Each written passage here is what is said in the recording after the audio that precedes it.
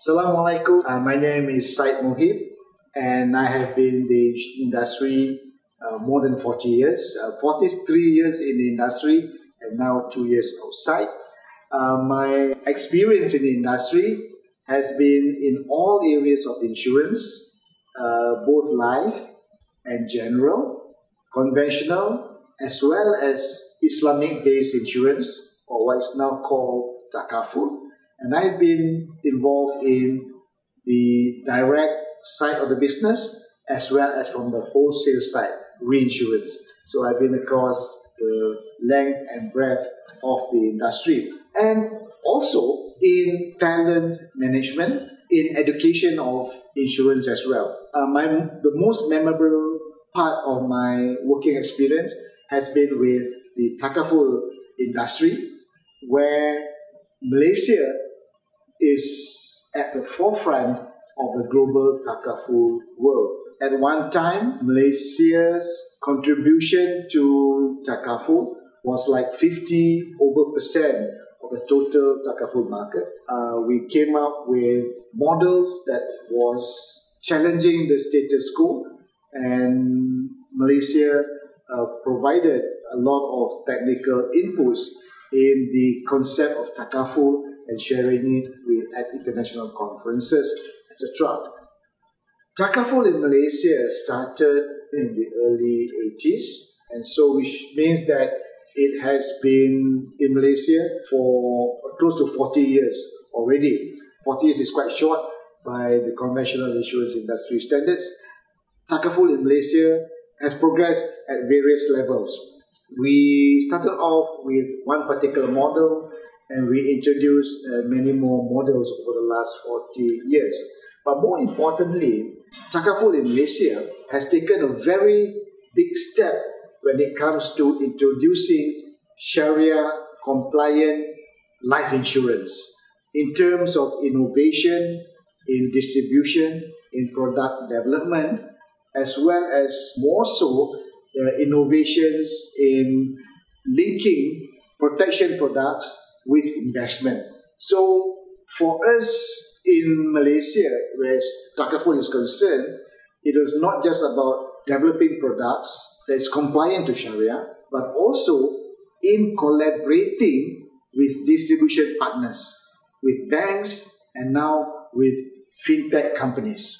So there's a lot of innovation going on to ensure that the exponential growth of takaful products continue to be there.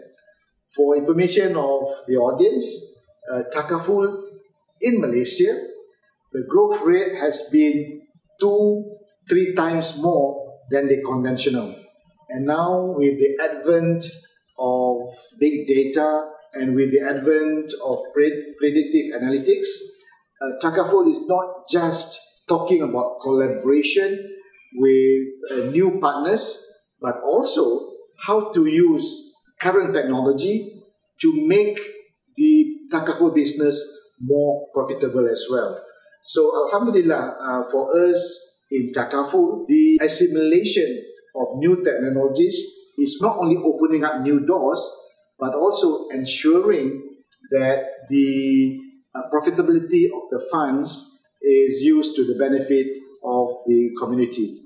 The first takaful models in the world started in Sudan, where it was a pure social mechanism to help the masses.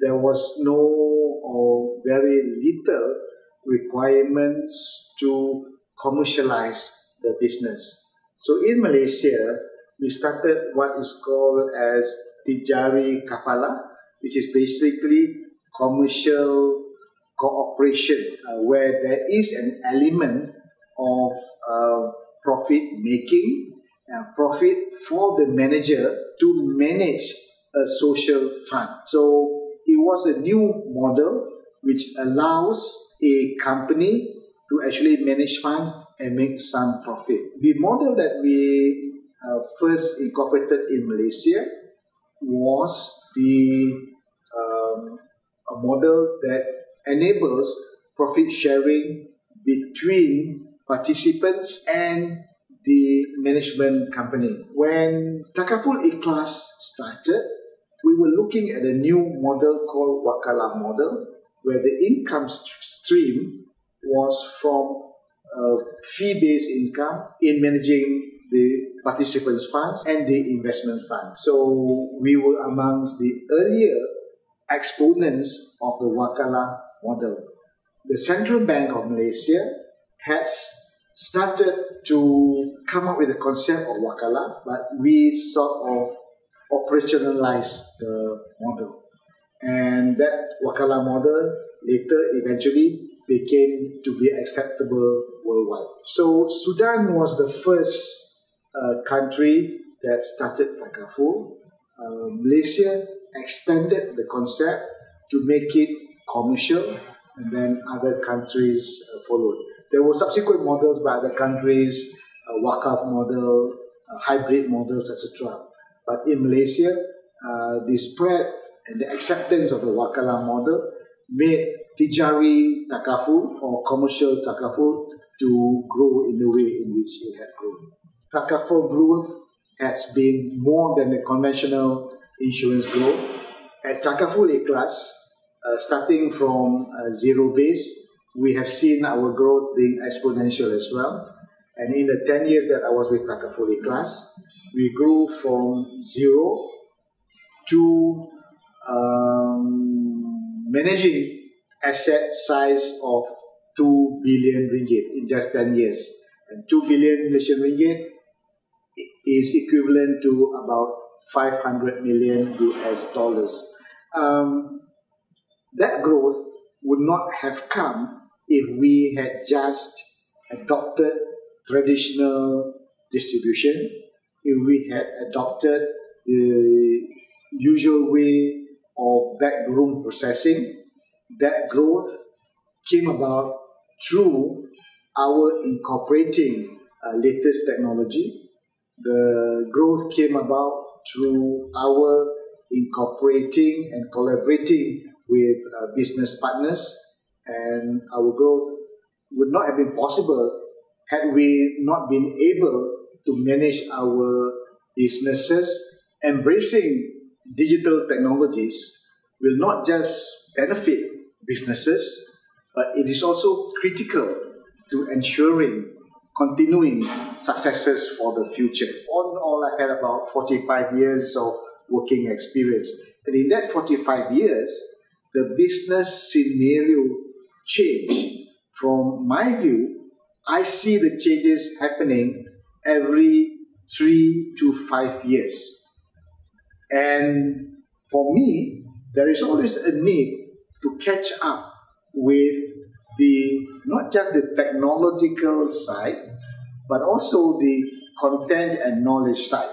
Now, with this change in technology and the content and knowledge, there is also a need to change my mindset.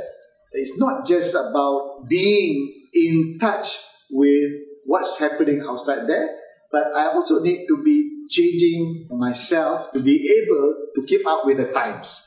So the keyword is keeping up with the times. So how do I go about doing it? 3 things. Firstly, I make sure that I am in contact with people. And it's not just contact with people, with younger people as well. It's not about being in touch with them, but it's also about understanding how their mind works and what they are doing to be relevant. So for me to be relevant to the industry, I need to be in touch with the younger people. So that's one.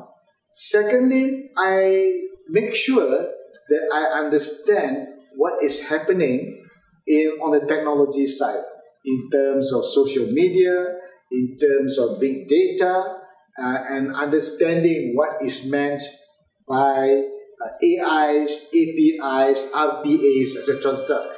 Not just knowing the meanings, but what goes into the works as well. Very so often, we get caught up with cliches and we repeat the cliches without understanding how this thing actually operates at the work front, where these things are being used in the work front as well. The third thing that I do is to taking lessons from the hadith narrated by Al-Bahagi that for everything there is a better way. So when I engage with people, I always look at what problems they are having and how those problems can be resolved in the shortest and most effective way. So in other words, I put into place quality issues, the Deming cycle, plan, do, check, act. I look at ways in which current businesses, current issues, current problems can be resolved through the use of technology. I look at work, how those issues can be resolved through work simplification.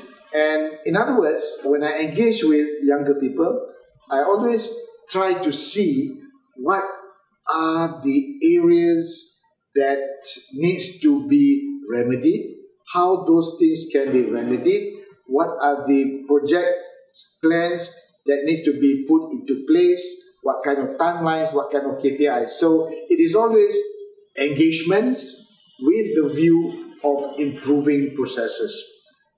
So by having that in mind, I become relevant to the industry, and the industry's problems becomes my problems as well. So I'm always in engagement with people and with the industry. We are reading a lot in the internet, in the social media, in the press, of the impact that COVID-19 has not only on businesses, but how it has also affected our personal lives. The numbers of people infected by the virus has reached pandemic levels, and we have seen the 11th of March, the World Health Organization has declared that we have come into a pandemic stage. We see COVID-19 as threatening businesses. We see COVID-19 as threatening our own personal selves as well. But ladies and gentlemen, with every threat, there is an opportunity. With every threat, it puts ourselves into our defensive modes, and we think of new ways of how to overcome the threats. And it is very comforting to know that businesses in a very short time has put in place risk management initiatives that not only will contain the impact of spread, but also will ensure that if there is a spread, the impact is mitigated and reduced. For us here in Malaysia, among the things that we have seen, very widespread or very informative, up-to-date reports being shared in the social media by the government agencies. One, we see sharing of initiatives taken by various companies. For example, a lot of companies now are imposing work from home initiatives. A lot of companies now are requiring staff who are secondary and tertiary suspects to take certain actions. And we are also seeing now companies who have put into place protocols that will restrict, that will prevent contact at a wider scale. For example, the seating arrangements have been changed, meal arrangements have been changed, clusters and engagement have been changed. I was at a university 2 days ago, and it was comforting to know that the universities have limited the number of face-to-face engagements and have asked all schools within the university to step up their e-learning modules. One university which requires the lecturers to teach online to an extent of 20%, they move it up to 50%, and that forces the way in which learning is being taught. Right? So for COVID-19, in terms of resilience, we are seeing not only new ideas being put forward, more so we are seeing the ideas put forward being crystallized in a very, very short time. The sense of urgency when one is threatened and pushed to a corner just shows that with whatever threats, if we put our minds together, the impossible can happen.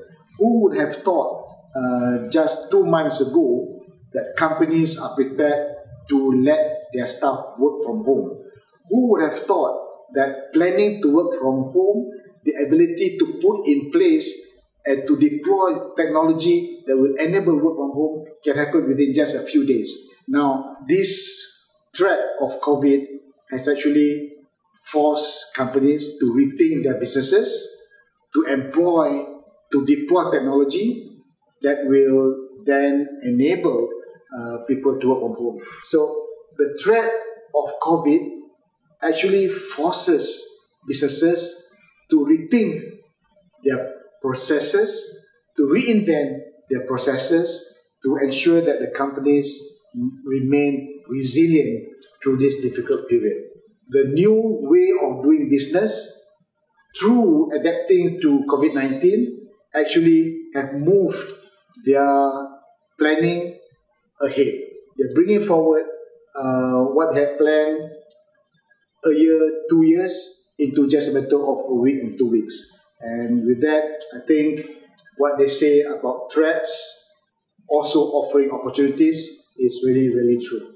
The 47th ADU conference will talk about rejuvenating, reinventing, and resilience in the digital age. And those three words basically speaks about the extent to which we either seek incremental benefits through digital embracement, or it speaks about reinventing the whole businesses, coming up with new business models to ensure sustainability for the future. So, in other words, we're talking about being resilient with the dynamic changes through the adoption of various technologies. Moving forward in future, there's a need for us to embrace social media. There's a need for us to embrace big data, mobility and positive computing, cloud technology, as well as artificial intelligence and robotics. Tomorrow's businesses will require us to be doing predictive analytics in determining the market needs, and for us to engage the markets and customize our businesses to the individual needs of our customers. Things will change, where previously we may have homogeneous generic products, but in future there'll be a need to customize, there'll be a need for us to segment market demand and customize our products to the specific needs of the segmented markets. For us to ensure continuity of our businesses, there'll be a need for us to reinvent, there'll be a need for us to rejuvenate, and there'll be a need for us to look at resilience totally differently using technology to ensure that we match our products to the requirements of the markets. The ADU conference has always been groundbreaking conference in that new ideas, new topics, new perspective are being shared by a variety of experts. The title of the 47th ADU conference, which will be held from the 6th to the 8th of December in Kuala Lumpur at the Berjaya Times Square, will basically cover rejuvenating, reinventing, resilience in the digital age, which is very critical for today's businesses.